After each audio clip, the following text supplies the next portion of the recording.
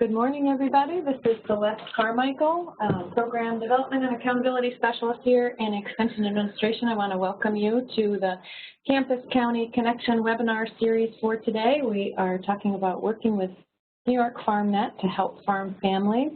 And we have Dan Welsh with us today. So really excited to have you with us. Some of you may know that the Campus County Connection webinar series was started to just broaden horizons of folks both on campus and off campus about the good things that are happening that really integrate research and extension, Cornell and outreach, and various other things.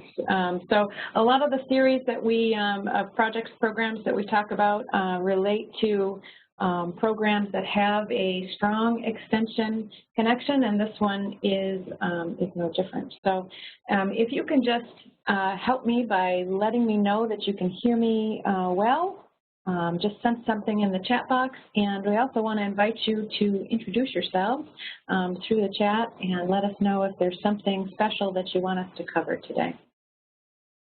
I'm just going to pause until I wait and hear that everybody can hear all right.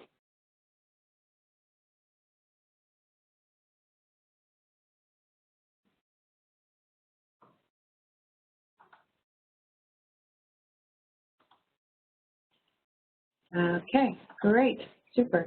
We are recording today's webinar, and it'll be posted on the Campus County Connections webpage. I'll show you where that is at the end of our series here today. But for now, I'm going to turn it on over to Dan Welsh. Dan, if you want to introduce yourself, and then we can get started. So let's first open up the slides. That would be helpful.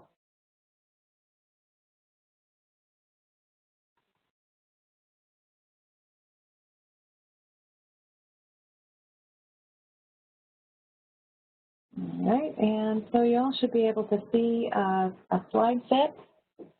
Looks like we can see it here on the screen. Perfect.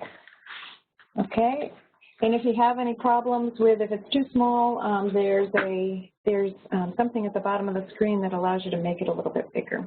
So go ahead, Dan.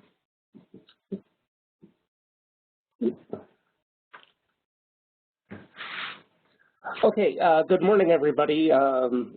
Thank you for joining us today, especially with some of the tricky weather some of us might have had getting into the office this morning. So my name is Dan Welch, and I'm the Business and Succession Planning Coordinator with New York FarmNet. And I've been with FarmNet now for about 2.5 years, and before that, I was with Cooperative Extension in Cayuga County as a farm business management educator. So today I want to talk a little bit about what kind of where FarmNet came from, what we're trying to do today, and a little bit about our FarmLink program. Feel free, if you have a burning question, put it in the chat box, and I'm sure Celeste will give me a little nudge to stop talking. If there's something really important that you have, and please to put discussion points or anything like that in the chat box too. I don't just want to talk at you for 45 minutes. Okay, and I'm just going to pause for a second here. It looks like some folks are having some audio issues, and obviously if you are having audio issues, you can't hear me right now, but the event information, I'm going to put it back up on the screen here, and I will put it also in the chat box. So I apologize, I don't know, you never know what is happening to make things not work, but I will put it in the chat box. Okay, so we'll go back to sharing. Sorry about that, Dan, I ruined your groove. Okay, thank you for letting me know.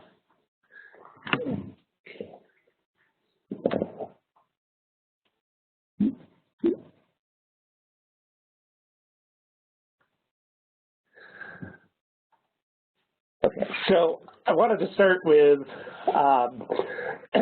just a little introduction as to how I come at Campus County connections and the connections throughout our system. And some of you may have seen me jumping in the pond at Empire Farm Days the last couple of years, demonstrating life jackets. And in my spare time, I'm a member of the Coast Guard Auxiliary, which is a volunteer part of the Coast Guard that helps out with recreational boating safety and some other things that are non-military or law enforcement.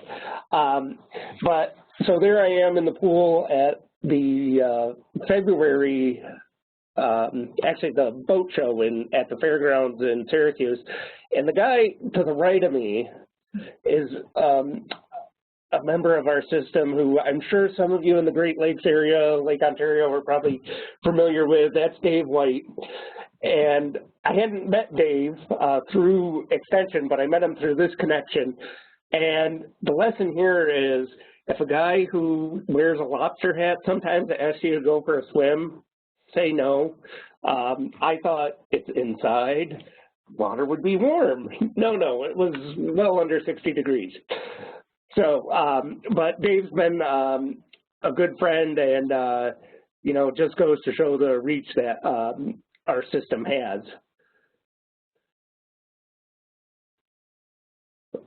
So I'm trying to make this a little bit bigger here. Okay. Just okay.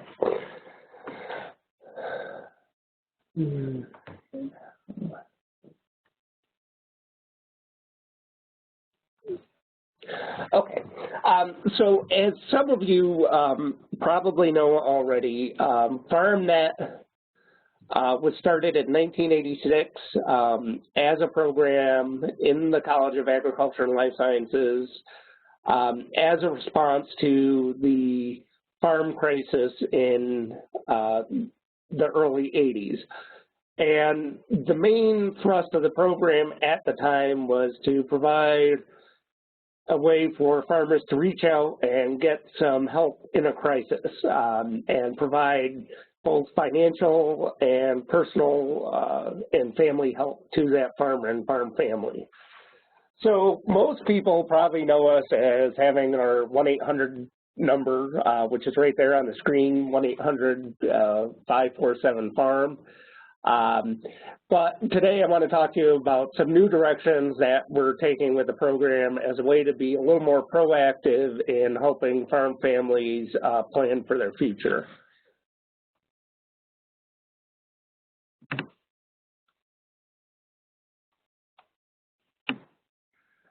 Okay, so our program is a program that is part of the Dyson School of Applied Economics and Management, and we're primarily funded through the state of New York by the Department of Ag and Markets and the Office of Mental Health. And we also have some grants through New York Farm Viability Institute, but I wanted to mention real quick the important partnership that you can see right in the middle of the screen that we have with Cooperative Extension. And this has really been, I think, a strong partnership for the last almost 30 years now. A lot of the farmers that call us get our number from extension educators or regional specialists in their area. We do quite a few workshops with extension. I know, I'm not sure if he's on today, but I saw that Keith Severson over in Cayuga County had registered, and we're helping Keith with a workshop on LLCs later in April. So that's what I'll touch on as we go through the presentation today. Okay. So who calls FarmNet?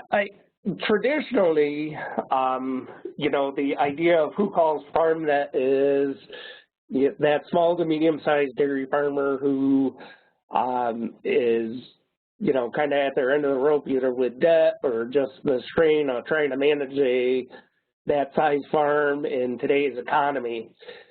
But we really have a wide variety of callers. We have a lot of beginning farmers now that call who want help with business planning, farmers who are looking at retirement or succession planning for their farm, farms that are looking to diversify, find a new market, and those who would like to improve their profitability or their financial management. Still, a lot of the work that we do are farmers that are having a crisis situation of some sort, whether that be financial or family communications, family arguments, and we are also able to provide some initial help with issues like depression, addiction, substance abuse.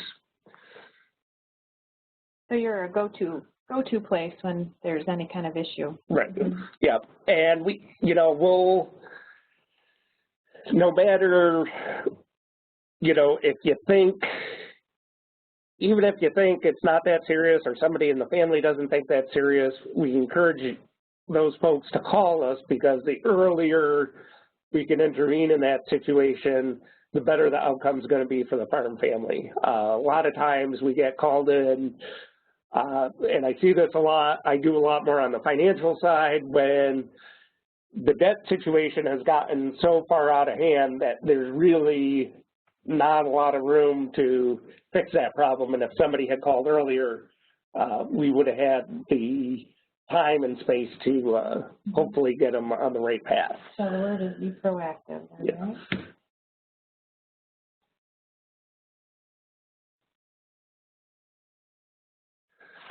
Okay. One of the things that we like to share with farmers is that when you call that 1-800 number, you are going to get a live voice. There's none of this press 1 if you need help with an FSA loan, press 2 if you want a business plan. There'll be a live person, and that phone call is going to usually be returned within 24 hours, and you're going to, when that phone call is returned, that person is going to have some familiarity with agriculture. All of our consultants have a background in farming or an understanding of agriculture. And I'll talk a little bit about that on the next couple of slides here. So again, we offer free, confidential, on-farm consulting.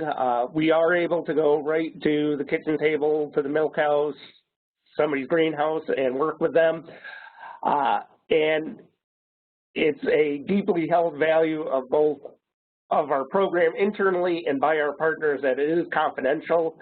And I know sometimes there's a little angst about that because agriculture is a small community, and some of the extension offices here, well, so-and-so was working with one of my farmers. And, we really have to maintain that confidentiality. I know Ag and Markets places a big value on that, as do our partners who help fund the program in the legislature, and it's not to try to push extension out. There are instances where we are happy to bring extension on the farm if there's a production concern that is best handled by the educator in the county, or, sometimes with beginning farmers that, they need that help getting started and making that connection, we'll be free to do that. Some of these cases really are at such a stage where there's a lot of emotion, legal issues, that it's probably best that you don't know about it in a lot of cases. Where I would imagine that people wait probably until it, I mean, that's why they're calling, right? Right. Because they're feeling in a crisis situation, and yeah. So that's great. Are you going to talk a little bit more about the consultants and who they are? Yep, I think that's something that's there we go. Okay, so we have 2 groups of consultants, and right now we have about 40 consultants throughout the state. About half of them are financial consultants. Those folks are usually retired FSA lenders or county directors, folks that have worked in commercial land lending or farm credit, and are cadre of retired extension farm business management specialists. So right now we got Jerry LeClaire, Jim Grace, trying to think. George Alhusen worked for us for a while, and Karen Voss just joined us from Madison County after she retired. And along those lines, you know, especially for those of you that are listening from the North Country, we're a little short on consultants. So if you know anybody who might make a good consultant, is looking for a little extra income and has that background, please let us know. Same thing for folks in the lower Hudson Valley. It's another area. Our personal and family consultants all are either licensed clinical social workers or have a master's in social work, and all of them have some connection to agriculture. Now, some of them that might have been a while ago where they grew up on farms or they had family members with farms. Others of our consultants are currently running farms as their full-time kind of job or have done so in the past. So even they are familiar with the issues that farm families are facing, and they're not going to show up on the farm in a suit and tie and make anybody nervous.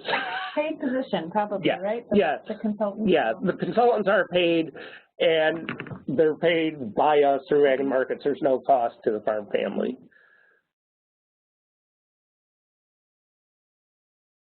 Okay, and this is just a quick map of where our consultants are. It's not exactly to scale. That we actually do have one consultant, if you're wondering about that red dot over there in Massachusetts, who does live in Eastern Massachusetts, but he works in the Hudson Valley and Long Island for us as a family consultant. We also have a group of about 10 specialty consultants. So these are either lawyers or accountants who are available to help with succession planning, bankruptcies, and or a complex tax issue that comes up. And how that works with FarmNet is if somebody calls us and says they need legal help, the attorneys we work with will give them an hour or two free consultation and then give them a quote to kind of wrap up the case or what it would cost. We don't have the resources to pay for a lawyer full-time, but they will, give that initial consultation for free, and usually, and again, these are all attorneys or accountants that are familiar with working with farms. So if you were to walk through that process, if somebody calls, then is the follow-up with the consultant face-to-face? Is it on the phone? Is it a webinar? How does that work? So usually with our family and financial consultants, the initial follow-up will be a phone call, and they will try to schedule a time to come out to the farm as soon as possible. And most of them, will try to get there within a couple days, okay, if possible. Our legal folks or our accountants, that may be a phone conversation. It may be on farm, depending on where they are. I know we work with one law firm out of Syracuse that covers the whole state, but they're not there all the time. So I know even they work with some farms on Long Island, so it may be a few weeks before they get down there.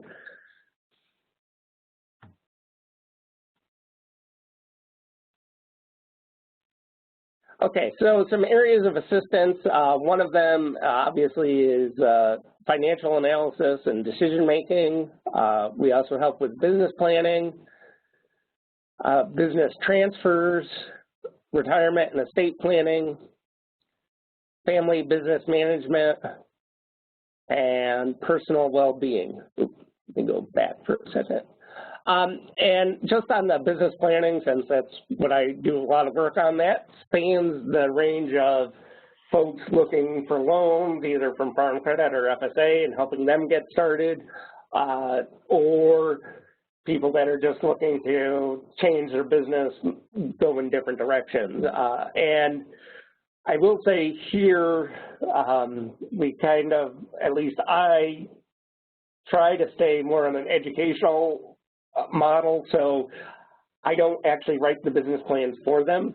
I help put some of the numbers together, tell them what to do, we'll help review it. But if you, in our experience, if you end up writing a plan for them and they go to try to explain it to somebody from Farm Credit, they may not have the knowledge of what's in there and the real buy-in to do a good job of pitching it.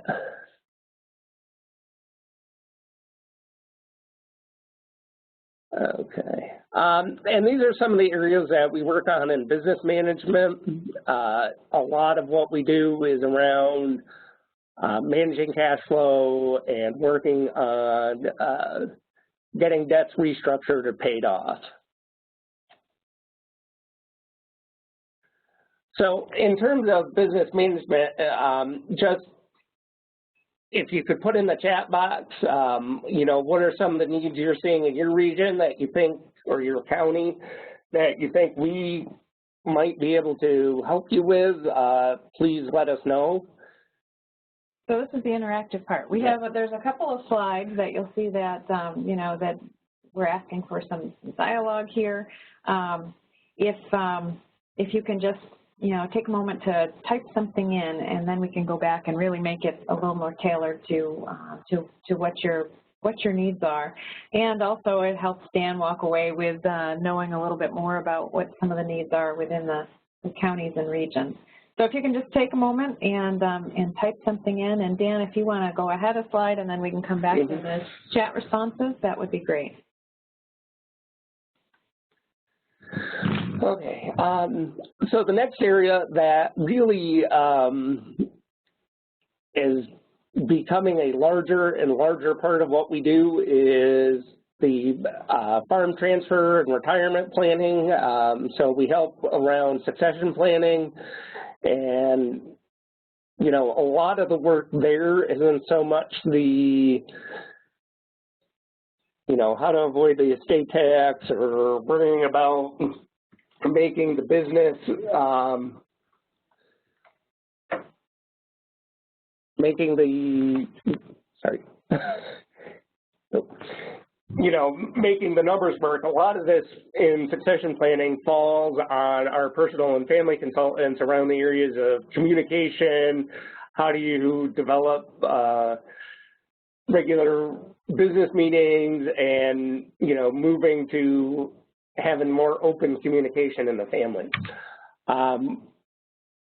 You know, there's more interest in non-family transfers, so we help to facilitate those.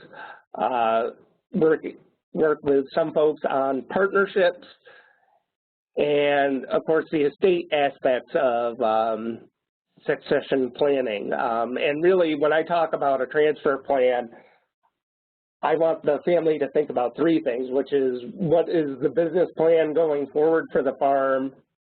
How is the transfer actually going to take place? And then what is the estate and retirement plan for that senior generation? And how are we going to fund all three of those things? And then, of course, the legal questions that come up, and trusts and all of that. And when it comes to legal questions, I see the role of our consultants is more to get a farm family comfortable with some of the terms and know the questions that they need to ask an attorney, rather than trying to get that all done for them. Mm-hmm. So we got a couple of responses to the question of, you know, what are the needs? Writing business plans, that came from Michelle Apari, and Scooby financial analysis as it relates in the chat here to new exploring the market. So I don't know if you want to comment on those things at all. Yeah, sure. And So Michelle, we do, our consultants are available to help with business plans, or another thing that both myself and our consultants do a lot is come out to extension offices. If you want to have a program on that sometime, we're happy to do that. I know the last couple of years we've helped Broome County has had a beginning farmer day, usually in the early spring on a Saturday, and business planning is a component of that. So somebody will come and talk for 45 minutes on that. And Sue, I know the financial analysis part, at least as it relates to new markets, is an area that I'm trying to do a little more work on. I've been involved in a project with Marvin Pritz and Department of Horticulture and Brad Rickard on getting some more information on the cost of production and returns from berries, which is an area that we don't have good numbers for, and I'm hoping that that's an area that we're going to try to do more in, because we still have a little bit of this stigma about FarmNet that we only work with dairy farms and it's the only thing we know. And when it comes to the financial analysis part, that's easy because you can open up a dairy farm business summary and get your numbers there. But that's definitely something that we're going to try to do more of. And if you have certain specific markets or things that you're seeing in Saratoga County that you'd like help with, please let us know. Oh, I got another question. Oh. Most of your work seems to be reacting to situations, and that can to be crisis intervention or reacting to situations. For families, do you prefer to work primarily in this area, or are you trying to market to farm families so that the approach is more proactive? Do you want to respond? Yeah, and again, I think we kind of fall back on that crisis response thing because that's where we've come from. But we really are trying to be more proactive, especially when it comes to farm transfer and retirement planning, to get folks to think about that earlier and to be part of the educational process rather than when everything blows up and father and son are talking to each other to have us come in. It's much better to be there earlier, help them work through the issues so we can have a successful farm transfer. Yeah, I would imagine that the partnership with Cooperative Extension, in terms of, so when it's a non-crisis situation and things don't have to be confidential, there's a lot of educational information and resources that might be, I mean, does that work that way? Yeah, certainly. I know we've had, situations where our consultants and educators have developed a relationship, and educators have said, these people really need to start thinking about farm transfer. I'm going out to the farm next week. Will you come with me? That works great so that we are there early. And I know we had a farm transfer conference that we held in Syracuse in early January.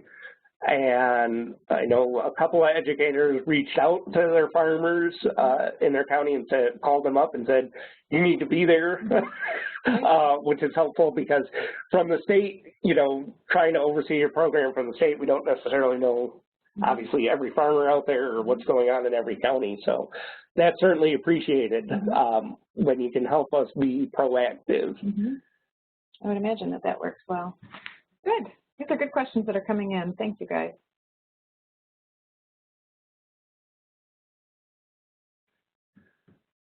Okay. So again, and this is a place for you to put something in the chat box about what are some of the needs you're seeing in terms of farm transfer and retirement planning. This seems to be an area where there's different trends going on in different parts of the state or different issues, so it helps us to know what's going on in your area. This is a good segue from the last question. How can you work together? How can Extension and FarmNet work together? So again, we can move on with slides, but if you guys want to take a minute to think about that and chat in, as you think of ways that you might be able to partner with FarmNet. And are you going to talk a little bit about some counties that have partnered more than others? Mm-hmm. Okay, super. All right. So if you want to move on, and then we can just address the chat as they come in, that'd be great.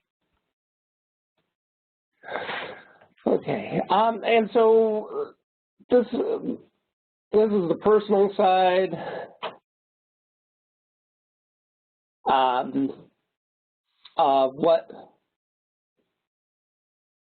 Of what we do, and and again, this goes to being more proactive, where we're trying to help farm families work on goal setting, conflict management, conducting a family meeting, on these kinds of things, trying to be proactive rather than coming in when the situation is blown up already.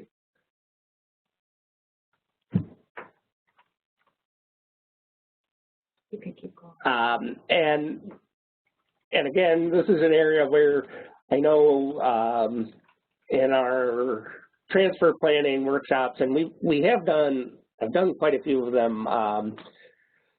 We've done some across the North Country. We did a few out in the Northwest New York region, and done some in the Hudson Valley, where we really try to bring up these issues of communication, starting the process early. All right, so Lisa Kempesty has a question here. Outside of a statewide or a conference that goes across the state, which is really good, is there any opportunity for a road show with keynote speakers across the state in the future, similar to Winter Day, where, yep. Oh. Yeah, we could talk about that further, Lisa. And I know that's one area where we don't quite get out to quite as often as the far southwest of the state, but I think that would be a good idea. And I did working with Anita Deming and Peggy Murray. We did a little mini road show kind of thing with Burrville / Watertown, Canton, and Shazy succession planning workshop last winter. So, certainly I'm not opposed to coming out that way, especially if you're, working with some of your neighboring counties to put something together. More likely to get more participants out too. Yeah, that's a good idea. So the other question that came in from Michelle Lafari is where to begin with farm transfer. Seems overwhelming for farmers in the county. So, and how can you partner on making that happen? You just talked about it a little bit in, bringing people together, bringing a consultant out to the farm, or making that initial connection as educators see things that are ripe and ready. But you want to talk a little bit more about that? Yeah, and I think this is, again, where I think some of the workshops that we've done recently have been helpful. It's kind of more of a 3 or 4 hour introduction to succession planning to try to break it down a little bit. Because if you tried to do everything that a farmer needs to think about, it'd be a 3-day meeting and they'd be asleep halfway through the second day when you were talking about the Medicare tax, the Medicare look-back period. We're also looking at developing some materials with a project that we've been working on in the Hudson Valley with Orange County CCE and Liz Higgins in Ulster County and some of the land trusts out there to give farmers either at this point, not sure if it's going to be a checklist or a decision guide that's kind of more of a 2-3 page thing to say, start thinking about these things rather than, here's a 30-page workbook and, go work on that. And certainly if any of you had ideas on what would work best for farmers in your county or across the state, please let us know. Are there any online tools or tutorials that somebody might be able to just, you know, like watch in their own home without any, you know, a little bit more confidentially to help them think through some of the issues? Do you have things like that? We don't have anything that we've developed in-house. For online, we refer folks to Purdue has a estate planning module series, and I don't have that link for you, but I can get that to Celeste, and she can get that out to everybody. Yep. And also the University of Minnesota, along with some of you might be familiar with their Ag Plan program that they have for business planning. They also have one that deals with succession planning and estate planning. And at this point, we didn't want to reinvent the wheel. We're pretty good for at least the overall structure of an estate plan or transfer plan. And I know that there may be, you know, I mean, some farms and farm families may not choose to go that approach, but as more people of like my generation are getting up there, you know, they may be more likely to choose that, you know, that approach of just kind of tooling around and seeing what's out there. So just curious. Yep. All right.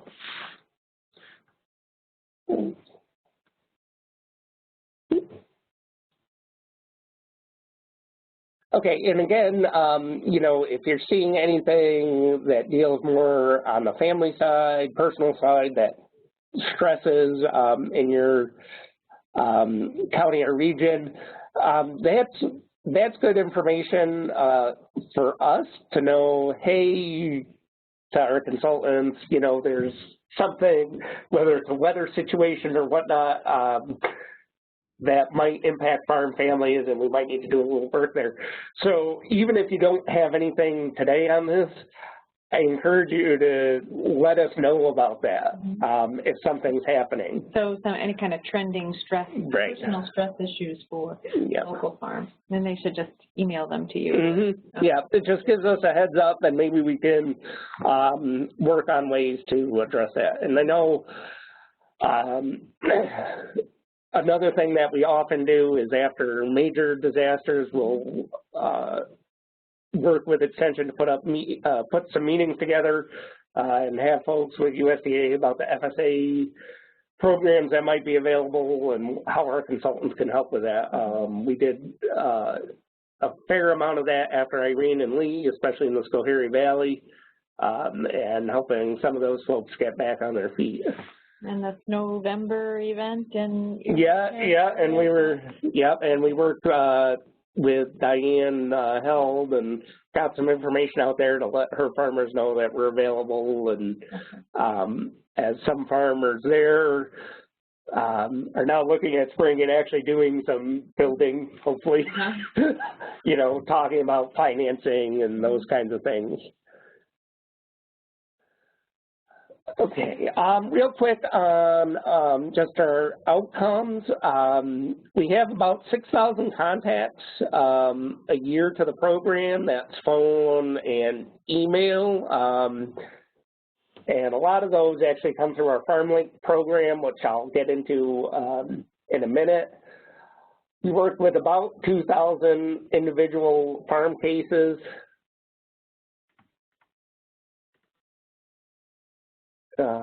Did over 100 business plans, and I think one of our real good outcomes is that over 90% of the farm families working with FarmNet improved profitability or expanded their business.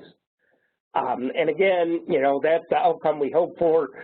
In certain situations, we just get there too late. Another thing I should mention about our family and financial consultants is that they often work together as a team, which is unique to our program. A lot of these programs were set up across the country after the farm crisis, and other than Iowa, Nebraska, Kansas, and then there's a small program that just started in Vermont, we're the only one that can, on a regular basis, bring together family and financial assistance to a farm family. Because often what happens is, and we saw this in 2009, milk price goes down, we have trouble paying the feed bill, have trouble on our loan to John Deere credit.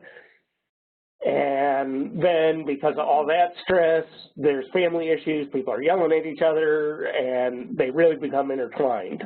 Absolutely. So we almost try, and even on our business planning cases for new farmers now, we've moved to a model where if available, we're going to send both the personal consultant and the financial consultant. So that last statistic, the 90% farm families working with New York FarmNet improved profitability or expanded, you know, I mean, I think that helps really showcase that it's not just about helping people to leave farming, right? Right. Yeah. 90% of families are growing. Right. So right. And that's a really important fact. Yeah, and I know a lot of farmers out there still have that idea that we're the last phone call you make before you call the auctioneer.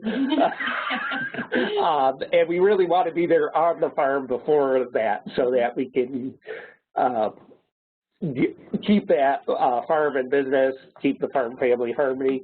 And a lot of times, again, if we're there before things get really bad, we have the resources and the expertise where hopefully we can help that farm family turn it around.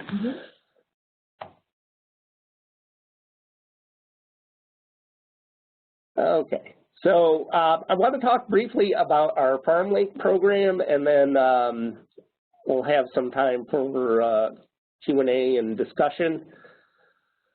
Some of you probably are familiar with the FarmLink, our FarmLink program, and some of the other ones that have come out that have more of a regional focus. There's a Catskill FarmLink program. We're involved in a program now in the Hudson Valley to have a FarmLink.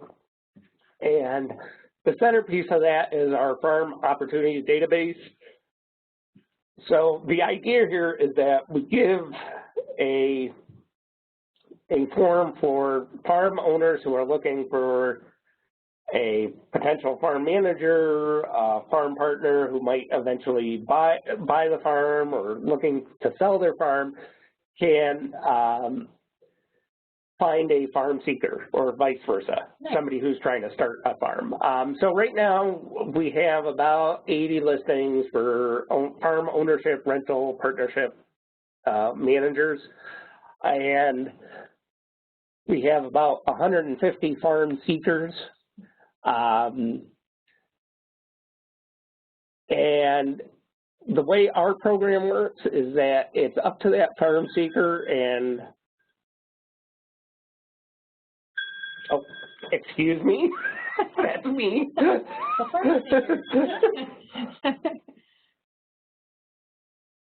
Okay, sorry about that. What are they holding there? Oh, so these gentlemen here, this is Chris and Justin Whipple. They're one of our FarmLink success stories. They're growing hops. That's what I thought it was.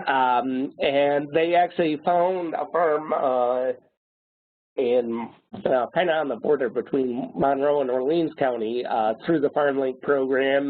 They're in about their third year, so they started growing hops, and this year they branched out into doing some actual processing with the hops.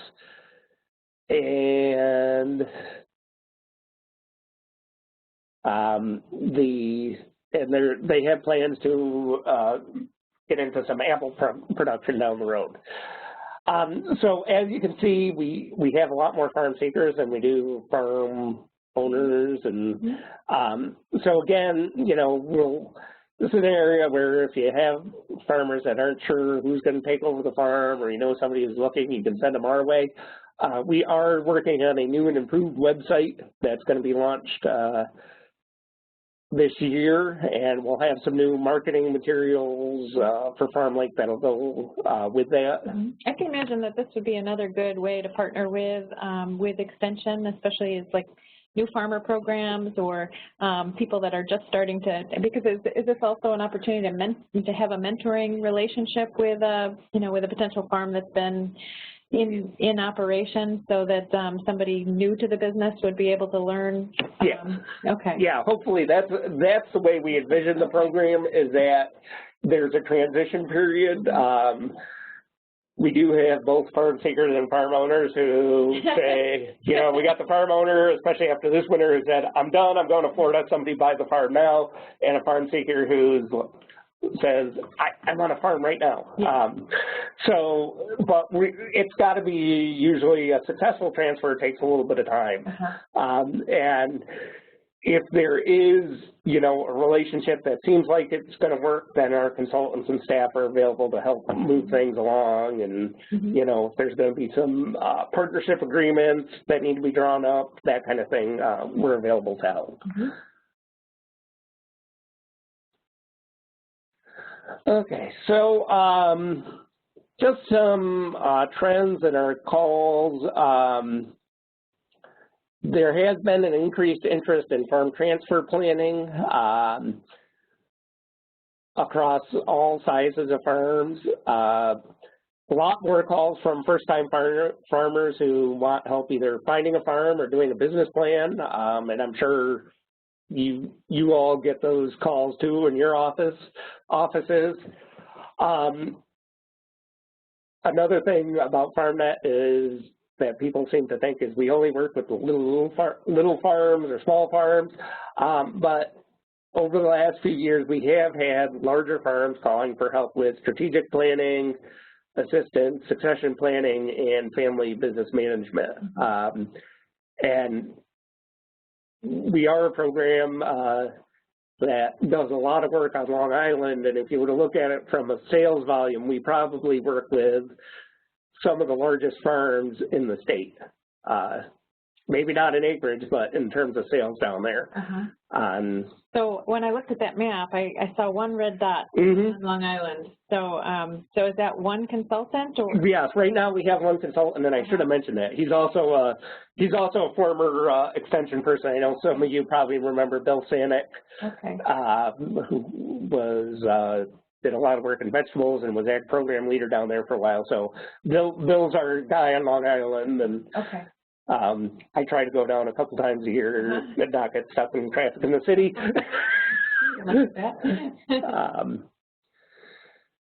Increased in business planning assistance requests, and of course, like all of you, even though we're getting some funding from the state, we've had to diversify our funding sources because that funding we're basically on annual appropriations. You're never sure where that's going to be, and of course it hasn't exactly kept pace with inflation and all of that. So we've been involved in more grant-funded projects. So right now we're working with the Cornell Small Farms Program as part of their Beginning Farmer and Rancher Development Program grant that I think was just announced in the last 3 weeks or so. And you'll be hearing more, I think, both from FarmNet and Small Farms Program on that. We're working with the New York Farm Viability Institute on that berry project that I mentioned earlier, and also some of our business planning work. And we worked last year with Ulster County CCE and Liz Higgins there, who's the ag program leader, on a risk management agency grant to target land access and farm succession planning in the Hudson Valley. So we did a couple meetings, not just in the southern part, but northern part of Hudson Valley, and worked closely with them on that. And again, I know another area that, so some other folks that we work closely with, Steve Hadcock out in Columbia County around business planning, new farmer development, worked a lot with Sandy Buxton and Sharon Bachman and Megan Burley on the berry project. So try to, you know, maintain our connection to CCE. And going forward, because of our location in the Dyson School, and again, that necessity to kind of diversify revenue streams, I think we're going to move in a direction of having more research. So one area I know, Ed Stair, who's the program director, just got published, or is in the process of submitting a journal article on the kind of whole FarmNet model. We have a new assistant professor in the Dyson School, Jenny Ift, who I think some of the executive directors who are on met her last week. Others of you will hopefully meet her in the coming months. She has a strong interest and background in farmland valuation and trends in farmland ownership. So we're going to be working with her to look at some data from USDA that they've collected in the last 2 years around farm succession planning, farm ownership, and see where the trends are there, and hopefully that'll provide some interesting findings that can be used to target some educational programming. Excellent. Great. Okay, and I didn't put up my own email on here. Those are our websites, and my email is dlw56. I'm adding it to the chat box right now. I guess I don't have to do the @cornell.edu thing. And again, you know, if there's something we haven't covered today, if there's questions that you still have, you know, I will try to get back to you as soon as I can. All right. So, and if folks have questions now, they could add them to the chat box. Right. And just before we get to questions again, I think probably our most important partner over the 30 years of this program has been Extension, and we want to find ways that we can strengthen that going forward. So thank you for being on today. Excellent. Thank you for being here. This has been great. I learned a lot. I loved the statistics that you shared. I think that that definitely helps, you know, helps all of us know a little bit more about what FarmNet has to offer. And FarmLink sounds like a great opportunity for Extension and FarmNet to work together as well. So before we wrap it up, I'm going to give you some time to ask some questions, and Dan can respond to those. But before we wrap up, I want to make sure that you know where you can find, you'll be able to find this recording and recordings to previous Campus County Connection webinars, as well as upcoming information. So what you see on the screen now, and we'll go out to the website, is the Campus Program Connections website, and you'll see here, let's see if I can grab my my arrow. There we go. You'll see here that there's a few things that I want to point out. One is a link to program work teams. So if you want to know what program work teams are out there and who's on them and who the co-chairs are, click on that link, and you'll see all of those resources. If you're not sure where the program work team is, tool around, look there, and if you have questions, feel free to follow up with me, Celeste, BJC17 @cornell.edu. There's also a link to Research Navigator, which is a collaboration with CHE research projects, but it's also the same kind of thinking as we collaborate with any kind of research for cooperative extension. And if you're interested in knowing more about funded research and extension projects, there's a link to those, to that list as well. Along the bottom are all of our recorded webinars, and they're broken down by topic areas. So you'll find this one in Ag and Food Systems. Probably Friday or after Friday or Monday, you'll see it posted there. And our upcoming webinars are there as well. So you can see coming up in April, we have Engaging Extension Work with Women in Agriculture. Bonnie Collins from Oneida County is going to be leading that, and we'll be talking about Annie's project as well as some other women in agriculture projects. There's a panel that's going to be talking there. It's sure to be a good one. Judson Reed is doing high tunnel agriculture, extending the growing season in May. And then in June, we're talking about 4-H Heart Clubs, healthy eating activity in rural towns through civic engagement. So we're glad that you joined us here today for Campus County Connection series, and I know that there's a number of people that just kind of tune into these. I think of them as peripheral learning. So some webinars, we really expect you to be fully engaged and participate in everything. This one is a good one to do that with, but also just to have on. So just like if you were listening to a radio show, you're learning more just kind of on the edge, so that when you need it, when you need that information, you'll think about it and have it available. So let's see. Let me go out to our website just so you can see that. All right. So everybody should be looking at our website right now, and chat in if that's what you're not seeing. The staff site is staff.cce.cornell.edu. And, you can make fun of this, but I really hope that as a staff member of Cooperative Extension that this is one of the places that you refer to regularly and you have as one of the home pages on your browser. Not the home page, but a home page, because all of the resources that we have handy for our extension staff are found there. If you look under units, under organizational development and accountability, you'll see the top tool of the trade is Campus Program Connections, and that's that page that I just showed you. So, all right, let's see what I just saw something in the chat. Peripheral learner, thanking you for broadening my horizons. Oh, thank you, Susan. I'm glad that you joined us today. All right, any questions, anything else that anyone wants to share? Or Dan, is there any follow-up that you want to do to wrap this up? No, again, just you have my email there, so if there's something, later on the day when you're thinking about this, that comes to you, please reach out to me. And again, yeah, and if there's also particular resources that you would like for Dan to share, and I'll post it with the recording, we can do that as well. Yeah, anything that you want. Right. And if you want help with programming, putting together a roadshow, Lisa. You can tell how excited I am to go to Jamestown. I'm just kidding.